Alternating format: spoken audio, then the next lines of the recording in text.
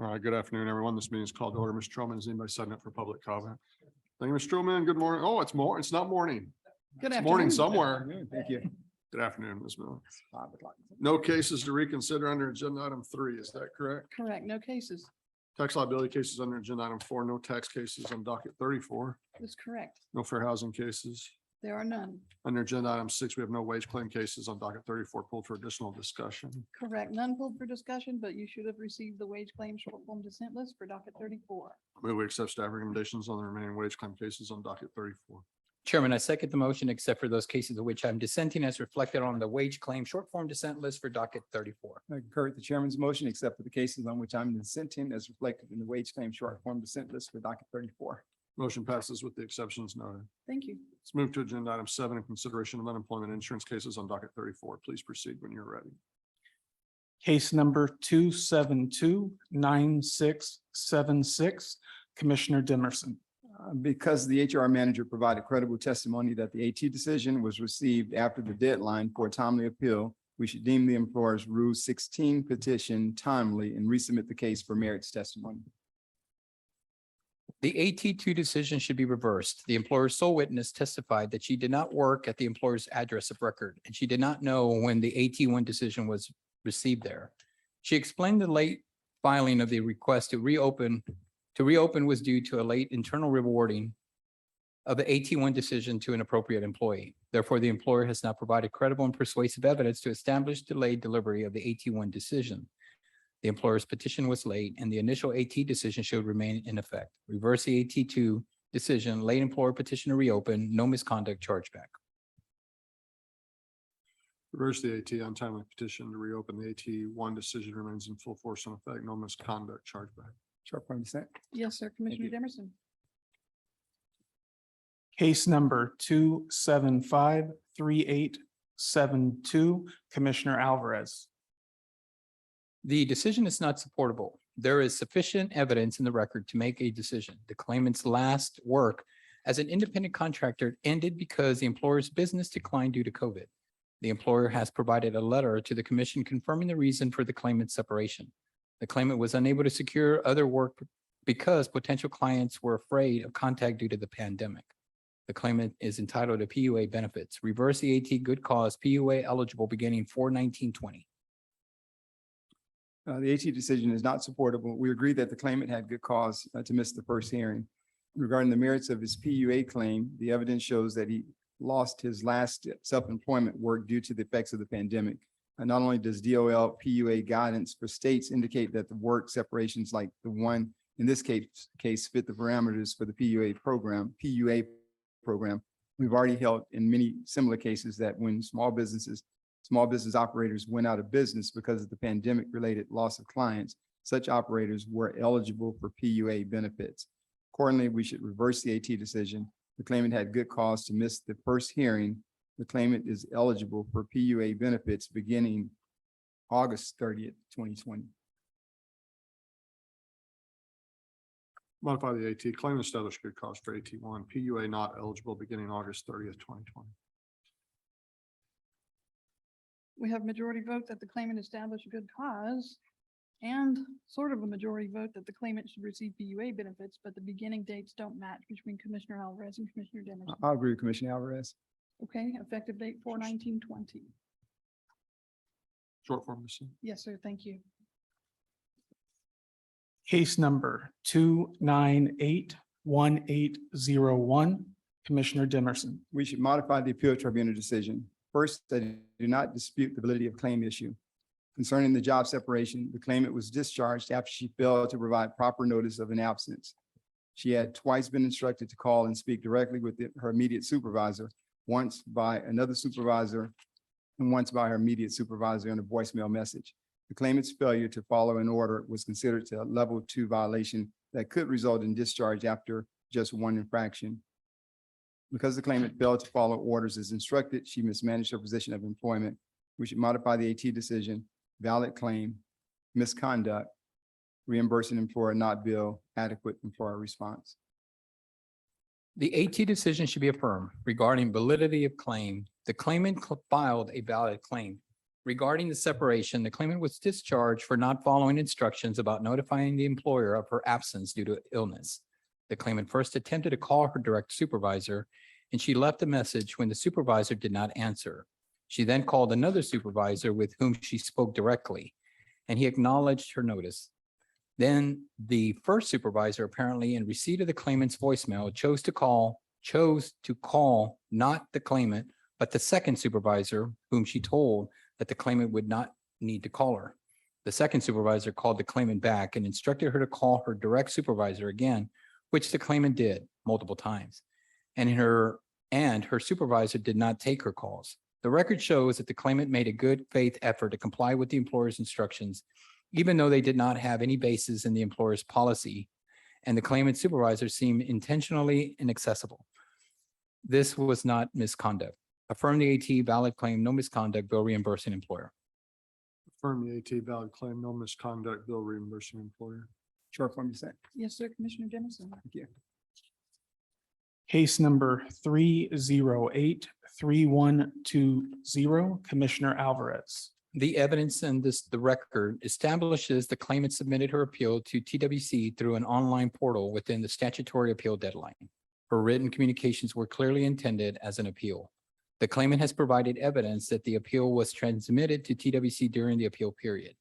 Therefore, the appeal should be considered timely appeal and should be considered a timely appeal, and the case should be resubmitted on the merits. Timely appeal and resubmit. We should modify the appeal tribunal decision. The claimant's appeal was more than 3 weeks late. The record suggests that the claimant had ample time to file an appeal using one of the approved methods, which did not include the UI submission form portal or email. Since the claimant failed to file a timely appeal using one of the several acceptable methods, her appeal is late, and we do not have jurisdiction to consider the underlying merits. We should modify the AT decision, late claimant appeal, misconduct, no chargeback. Affirm the AT timely claimant appeal, resubmit. We will resubmit the case. Case number 3139889, Commissioner Alvarez. The A2 decision is not supportable. The claimant tried unsuccessfully to log in for the AT1 hearing online before the hearing start time, but was unable to do so due to some technical problem. She then tried to call for the hearing, but by the time she reached the operator and she was late calling in. The claimant made a good faith effort to participate in the hearing and had good cause for her non-appearance. Reverse the AT2, claimant had good cause for her non-appearance at the AT2, resubmit on the merits. We should affirm the AT decision. Concerning the good cause issue, the claimant was mailed the notice of hearing to her correct address of record. Although the claimant received the notice, she did not register nor attend the hearing per the terms of the hearing instructions. As such, the claimant did not establish good cause for missing the AT1 hearing. Concerning the job separation, the available evidence established that the claimant quit for personal reasons unrelated to the work. Hence, we should affirm the AT decision. The claimant did not have good cause for missing the AT1 hearing. Voluntary leaving, no chargeback. Reverse the AT claimant established good cause for AT1, resubmit. We will resubmit the case. Case number 3181580, Commissioner Dimerson. We should modify the appeal tribunal decision. I agree the claimant was laid off due to a lack of work. However, the work ended at the election of the employer's client, who did not want to risk COVID exposure to other employees. Because the job separation resulted from the COVID-19 natural disaster, the claimant should be qualified for benefits and the employer's account should be protected from charge. We should modify the AT decision, no misconduct, no chargeback, separation caused by disaster. The AT should be affirmed. The employer, a construction company, testified that the claimant was laid off due to a lack of work, which is not misconduct. Affirm the AT, no misconduct, chargeback. Modify the AT, no misconduct, no chargeback, disaster. Short form dissent. Yes, sir, Commissioner Alvarez. Case number 3202172, Commissioner Alvarez. The AT decision is not supportable. The employer stated that the claimant was discharged charged because of a coworker's complaints. They described a number of alleged incidents, but the employer's evidence was hearsay testimony based on information provided by the employees not present in the hearing. The claimant has consistently denied the employer's allegations, and the employer has failed to provide sufficient credible evidence to establish misconduct by the claimant. Reverse the AT, no misconduct, charge back. We should affirm the appeal tribunal decision. The claimant had acknowledged the employer's policy which prohibited discrimination, harassment, and retaliation at the workplace. The claimant was terminated when the employer's investigation revealed that the claimant was texting employees while off the clock and engaging in retaliatory and unauthorized practices at the workplace. Since the record suggests that the claimant was previously warned about prohibited conduct at the workplace, but thereafter continued to violate the employer's policy, the claimant's conduct constituted mismanagement of her position of employment and was misconduct connected with the work. Hence, we should affirm the AT decision, misconduct, no chargeback. Affirm the AT, misconduct, no chargeback. Short form dissent. Yes, sir, Commissioner Alvarez. And that was the last UI case pulled for additional discussion on docket 34. You should have received the UI short form dissent list for docket 34. I move we accept staff recommendations on the remaining UI cases on docket 34. Chairman, I second the motion except for those cases in which I'm dissenting as reflected on the UI short form dissent list for docket 34. Concur with the chairman's motion, except for the cases on which I'm dissenting as reflected in the UI short form dissent list for docket 34. Motion passes with the exceptions now. Thank you. Thank you. We'll take a short break.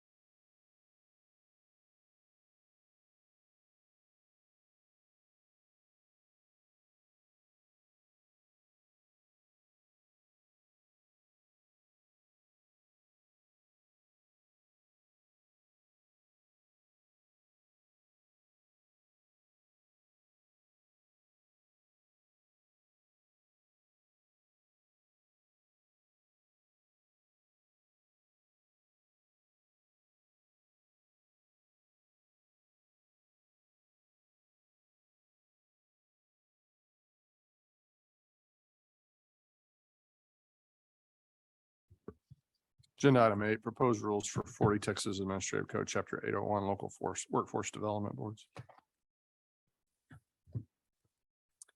Good afternoon, Chairman Daniel, Commissioner Alvarez, Commissioner Dimerson, Mr. Cerna. For the record, I'm Joel Mullins with the Workforce Development Division. Today, for your consideration, are proposed rule amendments to Chapter 801 on local workforce development boards. The proposed changes are related to WIOA conformity, local board required partnerships, the definition of veteran, digital skill building, and financial literacy. Additionally, the rules in Chapter 801 will be reviewed in accordance with Texas Government Code Section 2001.039. Staff seeks direction on the proposed rule amendments to Chapter 801 as discussed here today and as detailed in your meeting materials for submission to the Texas Register. And I'm available to answer any questions. Comments or questions? I just want to say nice to see you again, Joel. Oh, thank you. That's all I got. Not here. Thank you.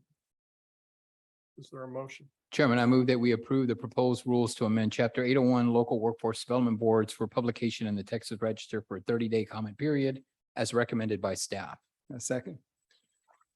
It's been moved and seconded. Motion carries. Thank you. Thank you. This is agenda item 9, proposed rules for 40 Tech, Chapter 803, Skills Development Fund.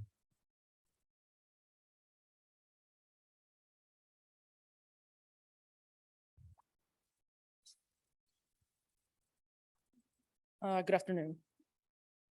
Good afternoon, Chairman Daniel, Commissioner Alvarez, Commissioner Demerson, and Mr. Cerna. For the record, I'm Janine Diababarea with the Outreach and Employer Initiative Division. Commissioners, before you today, for your consideration for approval are proposed rules amendments for Chapter 803 of the Skills Development Fund. In an open meeting on May 24th, 2022, the Commission approved the policy concept regarding the amendments to the Chapter 803 rules. The policy concept was posted to the TWC's website. So these proposed amendments to Chapter 803 will streamline the grant proposal and approval process. Currently, staff must use a waiver to utilize the streamlined grant process, allowing the streamlined SDF approval process and shortening the grant development time has proven successful, and it is anticipated to have a positive impact for boards and stakeholders. Also, the Texas Government Code 2001.039 requires that every 4 years, each state agency review and consider the readoption, revision, or repeal each rule to be adopted by that agency. TWC reviewed the chapter as part of the proposed rule in accordance with the statutory requirement. Staff recommends submitting the proposed rule for publication in the Texas Register for a 30-day public comment period. Staff also requests the ability to make minor, non-substantive changes to the document in order to comply with the publication requirements for the Texas Register and the Office of the Secretary of State. This concludes my presentation. Do you have any questions? No. Is this your first time to present before the commission? It is my first time, Yeah. and I didn't know where this room was. So I was kind of in the lobby Ed? looking around. So that's how come I just came in as I needed to present. Listen, I like your level of transparency. That's gonna work.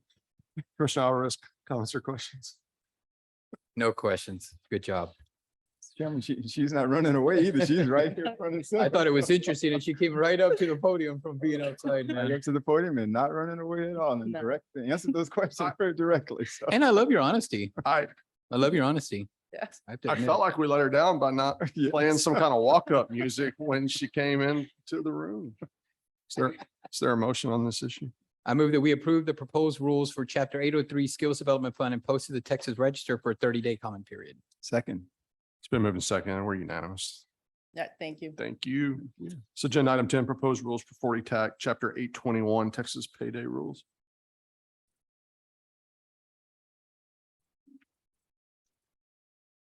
Good afternoon, Chairman Daniel, Commissioner Alvarez, Commissioner Dimerson, and Mr. Cerna. For the record, I'm Misty Sterling, Policy Director with the Fraud Deterrence and Compliance Monitoring Division. Commissioners, before you today for your consideration for approval are proposed rule amendments to Chapter 821 Texas Payday Rules. In an open meeting on April 12th, 2022, the Commission approved the policy concept regarding the amendments to Chapter 821 rules. These proposed amendments to Chapter 821 will allow staff to issue corrected determinations within the 21-day period before the determination becomes final unless an appeal is filed. If a corrected determination is issued, it will replace the order requiring correction, and the 21-day appeal period will start over again so as not to impinge on either party's due process rights. A common situation where this could occur would be a mathematical error when calculating a penalty or wages owed. These modifications will allow staff to correct the issue rather than requiring a time-consuming and expensive appeal. This corrected decision authority already exists within the other agency programs. As is current practice, an exception exists where staff mails the determination to a clearly erroneous address. The proposed rules also contain a slight restructuring of the appeals section to clearly follow the corrected determination section. Also, Texas Government Code Section 2001.039 requires that every 4 years, each state agency review and consider for readoption, revision, or repeal each rule adopted by that agency. TWC reviewed Chapter 821 as part of the proposed rule in accordance with this statutory requirement. Staff recommends submitting the proposed rule for publication in the Texas Register for a 30-day public comment period. Staff also requests the ability to make minor non-substantive changes to the document in order to comply with the publication requirements of the Texas Register and the Office of the Secretary of State. This concludes my presentation. I'm available to answer any questions that you may have. Comments or questions? None here. None here. Is there a motion? Chairman, I move that we approve the proposed rule amendments to 40 Taxes Administrative Code, Chapter 823, and post to the Texas Register for public comment as recommended by staff. Second. It's been moved and seconded. We're unanimous. Correction, it's 821. I just want to make sure that's 821. Got it. Yes. okay. Good. Thank you. Thank you. Mhm. Agenda item 11, final rules for 40 tax chapter 835 self-sufficiency fund to implement Senate Bill 770 from the 87th Texas Legislature.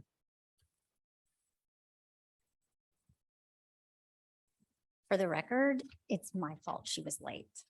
I was supposed to bring her. It's okay, Christie. And it is my first time too. Okay. Good afternoon, Chairman Daniel, Commissioner Alvarez, Commissioner Dimerson, and Nice Mr. to see Cerna. you. For the record, my name is Christy Cavanis with the Outreach and Employer Initiatives Division. Commissioners, before you today for your consideration and adoption are final rule amendments to Chapter 835 Self-Sufficiency Fund. In an open meeting on June 14th, 2022, the commission approved proposed amendments to TWC's Chapter 835 rules regarding implementation of Senate Bill 770 passed by the 87th Texas Legislature regular session.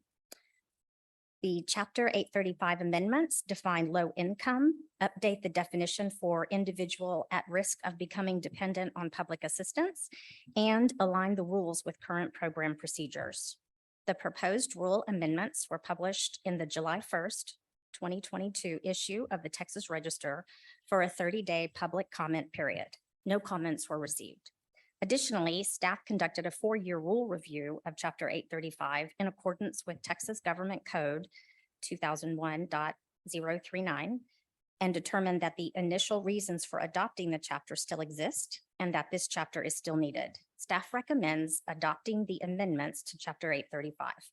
Should the commission adopt these rules, staff requests the ability to make minor, non-substantive changes to the document in order to comply with publication requirements of the Texas Register and the Office of the Secretary of State.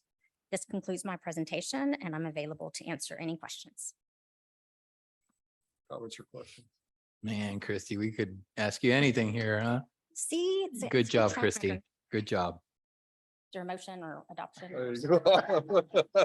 Okay, now you want questions? You No, want it's questions? Commissioner Demerson's turn to ask questions. Yes, well, I get to say no, and so no questions Nice. or comments. I guess my first question is, why are you in such a hurry to leave Yeah, the podium? Okay, have y'all stood here before? yes. Yes, Okay, such a warm and welcoming environment that we've created here. at actually, it TWC. really is. I'd like to know where they went to lunch. I mean. Is there a motion? Chairman, I move that we approve and adopt final rule amendments for Chapter 835 Self-Sufficiency Fund.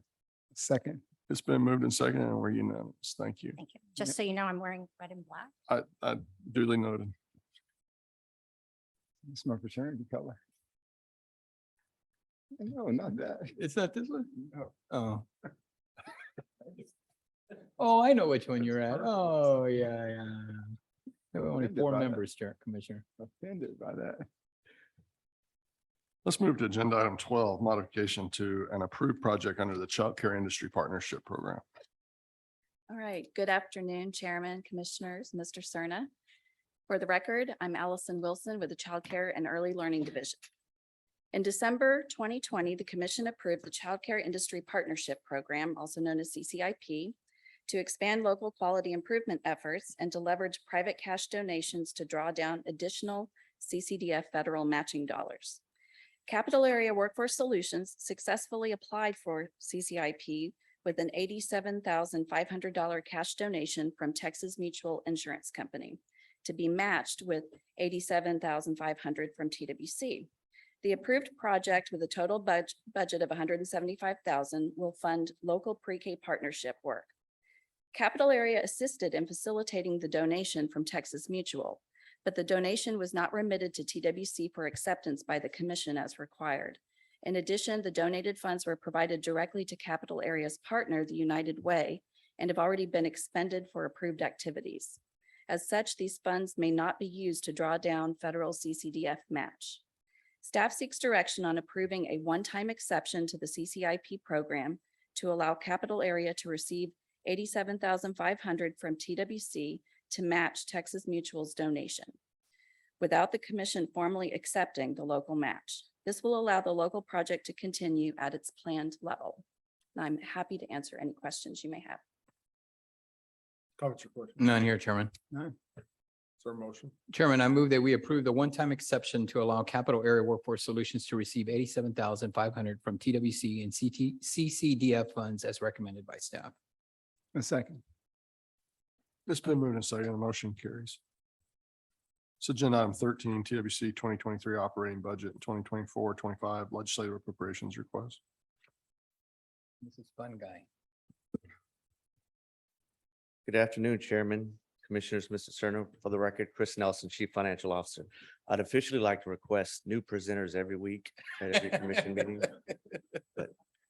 Without objection, there's no objection. All right. Last week, the commission approved TWC's exceptional items and staff recommended rider revisions as part of our LAR submission that's due this Friday. In that discussion, the option of requesting UB authority for the IRAP exceptional item was raised. UB stands for unexpended balance and the ability to move unexpended balances into the next year. Generally, state agencies are not able to move general revenue unexpended balances forward into the next year without authority given in their bill pattern. In consultation with staff, I am proposing another rider revision for commission consideration that would give UB authority for the 2 exceptional items approved last week within the apprenticeship strategy. Those 2 exceptional items would be the pre-apprenticeship and IRAP exceptional items. And I'll just walk through my piece and I'll open it up to Adam after me, and then we'll open it up for comment.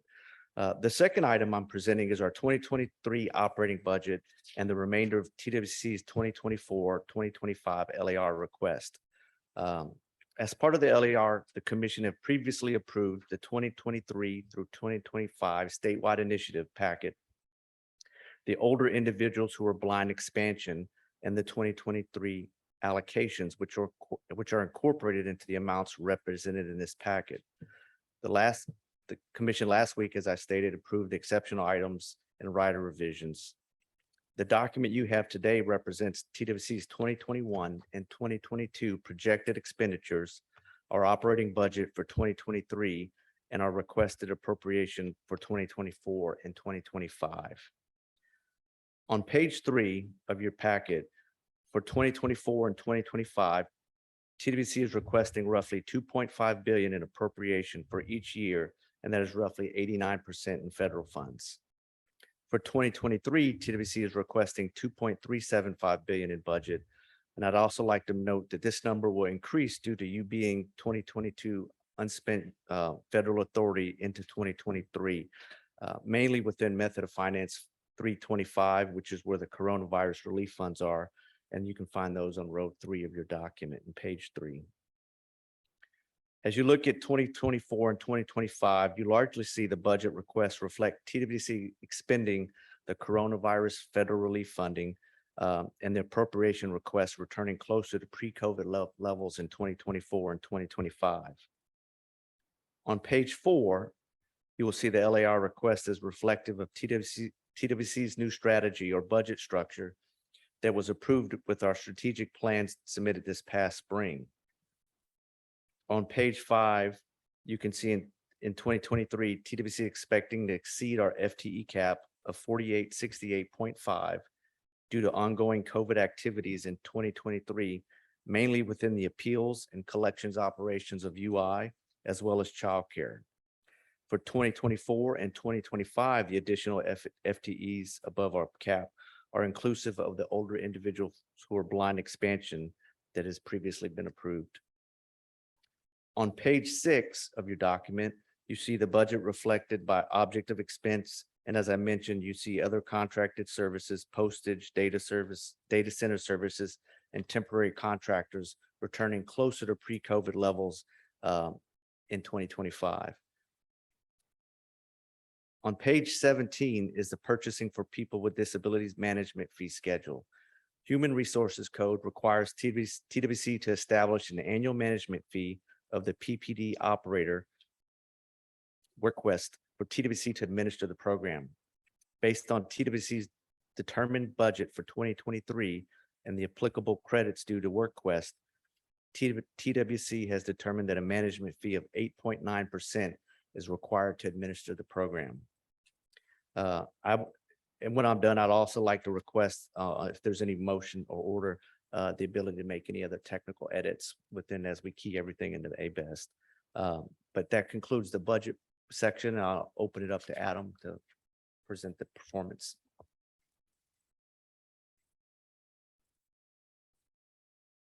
Good afternoon, Commissioners. Mr. Serna, I think this is about my 175th time presenting at a public meeting to you and your predecessors. But only about my 10th time doing it for the LAR. So in any case, as we briefed you before, the legislative appropriation request performance targets this year follow the new measure changes that were made in the strategic plan earlier this spring, as well as a few measures that were kind of largely carried forward, but had a few technical edits on them. I briefed each of you individually and your staff twice, and rather than go like line by line through it, I just wanted to hit a couple quick high points.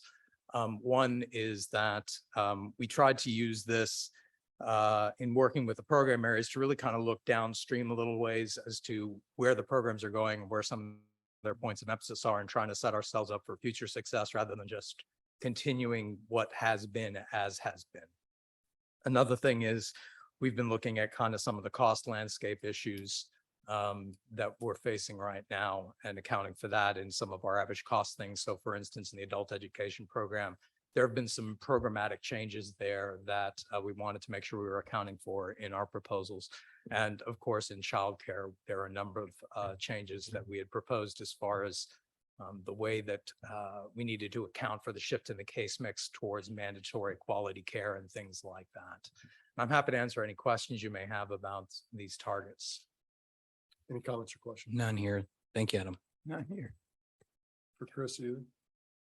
None. I'd just like to thank both Adam and Chris for the briefings and the deep dives you guys are taking with this work. Appreciate it. Is there a motion? Chairman, on 13A, I move that we approve the additional rider revision as provided by staff. Second. Been moved and seconded. Motion passes.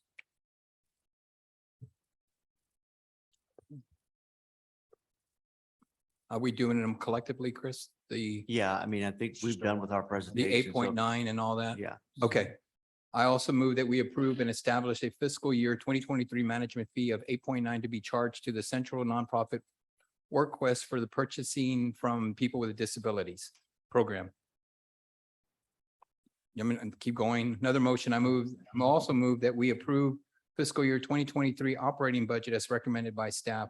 Furthermore, I move that we authorize the executive director to administer the budget and then make any necessary spending adjustments in accordance with commission guidance and the General Appropriations Act. And then the last one is, I also move that we approve the legislative appropriations request for 2024-2025, including proposed targets as presented by staff. Second. Been moved and seconded. Motion carries. Okay. This is agenda item 17, board nominations.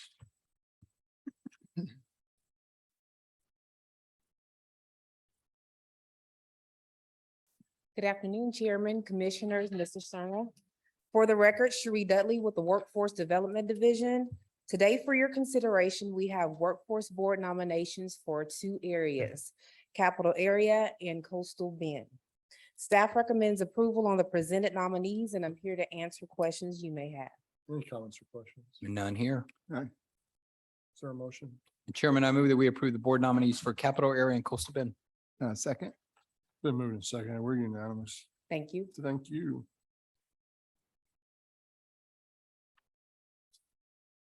I think there's going to be a legislative report to do. I'm guessing.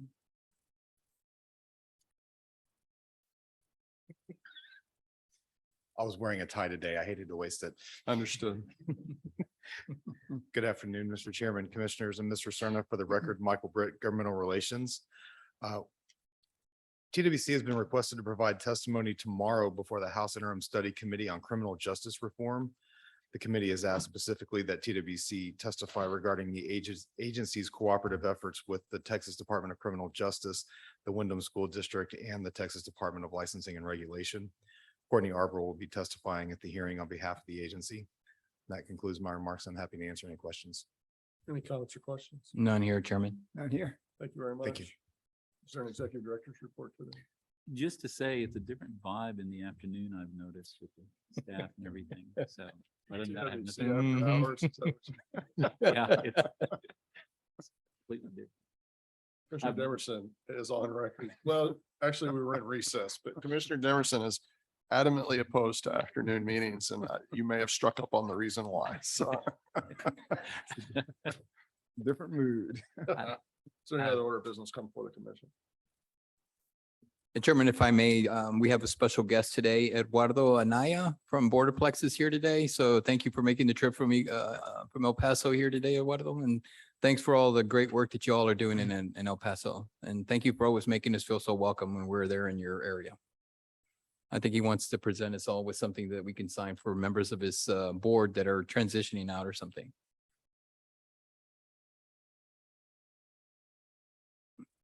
I don't know if you want to do this at this time. Why don't we, yeah, we're almost done. And then we'll take care of what you came to take care of. Commissioner Demerson. Yeah, No, I'm done. two quick items. Governor Abbott recognized Train Technologies. They have a facility in McGregor, Texas for 2 years of lost time accidents at their particular facility. And we were graced to have Representative Doc Anderson there and then Representative from Senator Burtwell's office as well. But 2 years with no lost time incidents was something to be applauded. And then secondly, we're working on Texas Interns Unite rally in the Valley, September 21st, 2020. And that'll come right before the apprenticeship conference. That's going to be on the 22nd and 23rd.